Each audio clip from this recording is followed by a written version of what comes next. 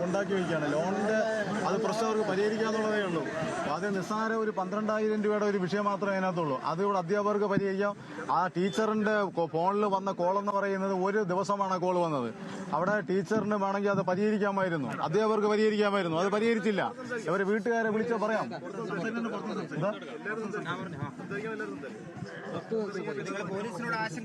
അതെല്ലാം പറഞ്ഞിട്ടുണ്ട്. അത് അവര് പറയുന്ന ഇതിപ്പോ ഈ വഴിമാറ്റിയാ ഈ കേസിന് വിടുന്നത്. അത് ഇതിനകത്ത്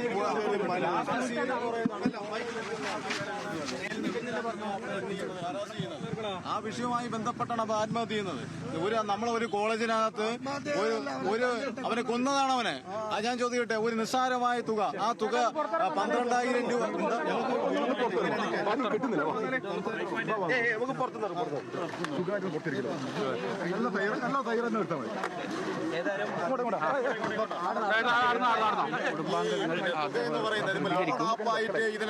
ഈ കേസിനെ വഴിതെറ്റിക്കുവാൻ ആരും ശ്രമിക്കേണ്ട എന്നുള്ളതാണ്. കാരണം ഇതൊരു കൊലപാതകമാണ്, ആസൂത്രിതമായ ഒരു കൊലപാതകമാണെന്ന് നമുക്ക് മനസ്സിലാക്കാൻ കഴിഞ്ഞിട്ടുണ്ട്.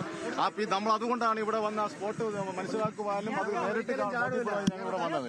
ലോൺ ആപ്പുമായി ഇതിനെ ബന്ധപ്പെടുത്തേണ്ട കാര്യമില്ല, ഇത് കൂട്ടിക്കഴിക്കേണ്ട കാര്യമില്ല. ഇതൊരു വലിയ അധിക്ഷേപവും പിന്നെ ഇദ്ദേഹത്തിന് കൊലപാതകമാണ് ചെയ്തിരിക്കുന്നത്. നിതിൻ രാജിനെ കൊന്നതാണ്. അത് ഞങ്ങൾക്ക് ഉറപ്പുണ്ട് അതിനകത്ത്. അവിടെ പിന്നെ ഈ ഒരു നിസ്സാര തുകയുടെ കാര്യത്തില് ഒരു റൂമിനകത്ത് വിളിച്ചു നിർത്തി അത് പരിഹരിക്കേണ്ട വിഷയം. അങ്ങനെ ആ വിദ്യാർത്ഥി എടുത്തിട്ടുണ്ടെങ്കിൽ അധ്യാപകർക്ക് വീട്ടുകാരെ അറിയിക്കാം. അത് വീട്ടുകാരെ അറിഞ്ഞുകൊണ്ട് എടുത്ത ചെറിയൊരു ലോണാണ്. അതിന്റെ പേര് ഒരിക്കലും ആ വിദ്യാർത്ഥി ആത്മഹത്യ ചെയ്യില്ല. നിങ്ങൾക്ക് തോന്നുന്നുണ്ടോ? ദന്തൽ കോളേജിൽ വന്നത് അവന് ഒരു ഡോക്ടറാവാൻ വേണ്ടിയാണ്. ഒരു ഡോക്ടറാവാൻ വേണ്ടി വന്ന ചെറുപ്പക്കാരൻ ആത്മഹത്യ ചെയ്യുമെന്നുള്ളത് ഈ പൊതുസമൂഹം ചർച്ച ചെയ്യപ്പെടണം. ഒരിക്കലും നിസ്സാരം 12,000 രൂപയ്ക്ക് വേണ്ടി അവൻ ആത്മഹത്യ ചെയ്തില്ല.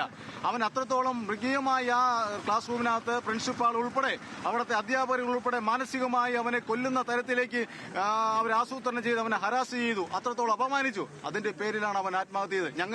ഞങ്ങൾക്ക് സംശയമുണ്ട്. നമ്മൾ അവിടെ ചെന്നപ്പോൾ അത് എവിടെ നിന്നാണ് അവൻ ചാടിയെന്ന്, ആരാണ് തള്ളിയിട്ടെന്ന് ഞങ്ങൾക്കറിയില്ല. പക്ഷെ ഞങ്ങൾക്കറിയണം ആ കൊലകൃത്യം ചെയ്ത് ആരാണെന്നുള്ളത്. ഞങ്ങൾക്ക് പൊതുസമൂഹത്തിന് അറിയണം, ആ കുടുംബത്തിന് ഞങ്ങൾക്ക് അറിയണം ഇത് എന്താണ് ഇതിവിടെ സംഭവിച്ചതെന്നുള്ളത്. ഇതിന് ഉത്തരവാദികൾ പ്രതികളെ സംരക്ഷിക്കാൻ വേണ്ടി ഇവിടെ നിന്ന് പോലീസ് ശ്രമിക്കുന്നു എന്നുള്ളത് ഞങ്ങൾക്ക് മനസ്സിലാകുന്നുണ്ട്. ഇവിടെ നിന്ന് മറ്റ് സംസ്ഥാനങ്ങളിൽ പോയി ഈ പറയുന്ന ലോൺ ആപ്പുമായി ബന്ധപ്പെട്ട് പ്രതികളായിരിക്കുന്ന അന്യസംസ്ഥാന മേഖലയിലുള്ളവരെ അറസ്റ്റ് ചെയ്യാമെങ്കിൽ ഇവിടെ തൊട്ട് സമീപത്തുള്ള റാം ഉൾപ്പെടെയുള്ള അധ്യാപകരെ അറസ്റ്റ് ചെയ്യുവാൻ എന്തുകൊണ്ടാണ് പോലീസ് പഠിക്കുന്നത്? അത് നമ്മൾ പൊതുസമൂഹം മനസ്സിലാക്കണം. നമ്മുടെ മാധ്യമങ്ങളും പത്രമാധ്യമങ്ങളും എല്ലാവരും തന്നെ ഇതിന്റെ യഥാർത്ഥ പ്രതികളെ, അതുമാത്രമല്ല ഈ പ്രതികളെ അറസ്റ്റ് ചെയ്യുവാൻ 22-ാം തീയതി കേസ് ഇവിടെ വെച്ചിരിക്കുകയാണ്, കോടതിയിൽ ഇരിക്കുകയാണ്. ആ മുൻകൂർ ജാമ്യത്തിന് വേണ്ടി ഇവിടുത്തെ റാം ഉൾപ്പെടെയുള്ളവർ അപ്പീൽ കൊടുത്തിരിക്കുകയാണ്. അവർ ഒരു കാരണവശാലും ശരി തന്നെയാണ്, അവർക്ക് ജാമ്യം കിട്ടാൻ പാടില്ല. ആ ജാമ്യം എടുക്കുന്നതിന് മുമ്പേ തന്നെ പോലീസ് അറസ്റ്റ് ചെയ്ത് ഈ പൊതുസമൂഹത്തോട് നീതി കാണിക്കണമെന്നാണ് ഈ അവസരത്തിൽ പറയാനുള്ളത്. പ്രിൻസിപ്പാൾ കുറ്റാരോപിതമായി നിൽക്കുന്ന ഒരാളാണ്. ഞങ്ങൾ കുടുംബം ആരോപിക്കുന്ന പ്രതിപ്പട്ടികയിലുള്ള ഒരാളാണ്. അദ്ദേഹത്തിനോട് കാണാൻ ഞങ്ങൾക്ക് താല്പര്യമില്ല. മറ്റാരെങ്കിലും മാനേജ്മെന്റിന്റെ മറ്റാൾക്കാരെ കാണുന്നുണ്ട്. കാരണം പ്രതിപ്പട്ടികൾ ഇല്ലാത്ത മാനേജ്മെന്റിന്റെ ആൾക്കാർ കാണുന്നുണ്ട്. നിതിൻ രാജ് താമസിച്ച റൂം ഇതുവരെ ഈ കേസിൽ പ്രതി ചേർത്തിട്ടില്ല. പ്രതി ചേർക്കാൻ ഞങ്ങൾ ആവശ്യപ്പെട്ടിട്ടുണ്ട്. അദ്ദേഹത്തിന്റെ നേതൃത്വത്തിലാണല്ലോ അവിടെ അതിനകത്തൊരു ഒരു ഹരാസിംഗ്, അവിടുത്തെ പീഡനം നടന്നിരിക്കുന്നത്. അപ്പൊ സ്വാഭാവികമായി അദ്ദേഹം മരിക്കുന്നതിന് മുമ്പേ, നിതിൻ രാജ് മരിക്കുന്നതിന് മുമ്പേ ആ അവസാനം ഉണ്ടാവുന്ന വിഷയമെന്ന് പറയുന്നത് ഈ കോളേജ് ക്യാമ്പസിനകത്ത് ആ റൂമിനകത്ത് അധ്യാപകർ ഒരുമിച്ച് അദ്ദേഹത്തെ മാനസികമായി അദ്ദേഹത്തിന് പീഡിപ്പിക്കുന്ന ഒരു ദൃശ്യമാണ് നമുക്ക് കാണാൻ കഴിഞ്ഞത്. പോസ്റ്റ്മോർട്ടം റിപ്പോർട്ട് കിട്ടിയോ? പോസ്റ്റ്മോർട്ടത്തിൽ അത് അതീവ ഗുരുതരമായിട്ടുള്ള മുറിവ് ഉണ്ടായതിലാണ് മരണകാരണം എന്ന് പറയുന്നത്. ആ മുറിവ് എങ്ങനെ ഉണ്ടായി, ഈ ഇത്രയും മുകളിൽ നിന്ന് എവിടെ നിന്ന് ചാടിയെന്നത് ഞങ്ങൾക്ക് വ്യക്തമല്ല. അത് ആ കുടുംബത്തെ ബോധ്യപ്പെടുത്തേണ്ടത് ഇവിടുത്തെ നീതിപാലകരാണ്. ഈ ബോഡിയിൽ എവിടെയെങ്കിലും ഈ മുറിവോ അങ്ങനത്തെ ഇത് ഉണ്ടായിരുന്നു? ബ്ലഡ് ഒന്നും ഇവിടെ ഉണ്ടായിരുന്നില്ല എന്ന് പറയുന്നു. പക്ഷെ ഞങ്ങൾക്ക് അത് വ്യക്തമായി ഞങ്ങൾ ഇതിന്റെ രേഖകൾ ആവശ്യപ്പെട്ടിട്ടുണ്ട്. അത് ഇന്ന് പോലീസ് ഞങ്ങൾക്ക് തരുമെന്നാണ് ഞങ്ങൾ പ്രതീക്ഷിക്കുന്നത്. അല്ല, നിങ്ങൾ കണ്ടിരുന്നോ ഈ ബോഡിയിൽ എവിടെയെങ്കിലും മുറിവ്, രക്തം പോകുന്ന രീതിയിലുള്ള മുറിവുണ്ടായിരുന്നോ? ഞങ്ങൾ അറിയാലോ, ഈ പറയുന്ന ഈ ഒരു വലിയൊരു വിഷയം നടക്കുന്ന സമയത്ത് പിതാവും എല്ലാവരും ഞങ്ങൾ മറ്റു ജില്ലയിലാണ്. ഇവിടെ വരുന്നതിനുള്ള സമയമെടുത്തു. അപ്പൊ അവിടെ അത് ഉണ്ടോ ഇല്ലേ എന്നതിനെ കുറിച്ച് ഞങ്ങൾക്ക് അറിയില്ല. മറ്റ് രേഖകൾ പരിശോധിച്ച് ഞങ്ങൾ അതിനെക്കുറിച്ച് ഉറപ്പുവരുത്തേണ്ടതുണ്ട്. അന്വേഷണത്തോട് ഞങ്ങൾ ഈ കാര്യങ്ങളെല്ലാം ഞങ്ങൾ സംസാരിച്ചിട്ടുണ്ട്.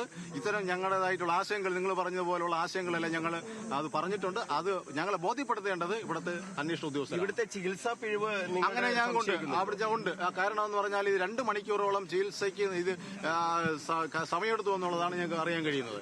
അദ്ദേഹത്തിന്റെ നെഗറ്റീവ് പിന്നെ ഇവിടെ പറയുന്നത് അദ്ദേഹത്തിന്റെ പേര് ഓ പോസിറ്റീവ് അല്ല, മറ്റൊരു ഗ്രൂപ്പ്. അതെ. അപ്പൊ അതിന് എല്ലാവർക്കും ലഭ്യമാകുന്ന ഒരു ബ്ലഡ് ഗ്രൂപ്പാണ് ഉള്ളത് എന്നാണ് ഞങ്ങൾക്ക് അറിയാൻ കഴിഞ്ഞത്. അപ്പൊ അവിടെ ഉണ്ടായ ചികിത്സാ പിഴവ് ഞങ്ങൾ എന്താണ് അവിടെ സംഭവിച്ചതിനെ കുറിച്ചുള്ള റെക്കോർഡുകൾ എടുക്കുന്നതിലേക്ക് വേണ്ടി ഞങ്ങൾ അന്വേഷണ ഉദ്യോഗസ്ഥരോട് ആവശ്യപ്പെട്ടിട്ടുണ്ട്. ഇപ്പോഴത്തെ അന്വേഷണത്തില് തൃപ്തിയുണ്ടോ? ഇപ്പോഴത്തെ തൃപ്തി എന്ന് പറഞ്ഞാൽ നിങ്ങൾക്ക് അറിഞ്ഞൂടെ, ഈ പ്രതികളെ ഇതുവരെ ഈ പറയുന്ന കണ്ണൂരിനകത്ത് ഈ കോളേജിന്റെ അധ്യാപകരെ അറസ്റ്റ് ചെയ്യാൻ കഴിഞ്ഞില്ല എങ്കിൽ ഞങ്ങൾ എങ്ങനെയാണ് ഇതിനകത്ത് മറുപടി പറയേണ്ടത്? ഏത് തരത്തിലാണ് മറുപടി പറയേണ്ടത്? അപ്പൊ അന്വേഷണ ഉദ്യോഗസ്ഥർ എന്നുള്ള നിലയ്ക്ക് അത് നീതിപൂർവമായിട്ടുള്ള കാര്യങ്ങൾ ചെയ്യേണ്ടത് അന്വേഷണ ഉദ്യോഗസ്ഥരാണ്, പോലീസാണ്. അത് പേരെന്തായിരുന്നു? എന്റെ പേര് കണ്ടള സുരേഷാണ്. ഞാൻ സാമൂഹ്യ പ്രവർത്തകനാണ്. തിരുവനന്തപുരം ജില്ലയിൽ നിന്നാണ് ഞാൻ വരുന്നത്. ആ കുടുംബത്തോടെ വന്നതാണ്.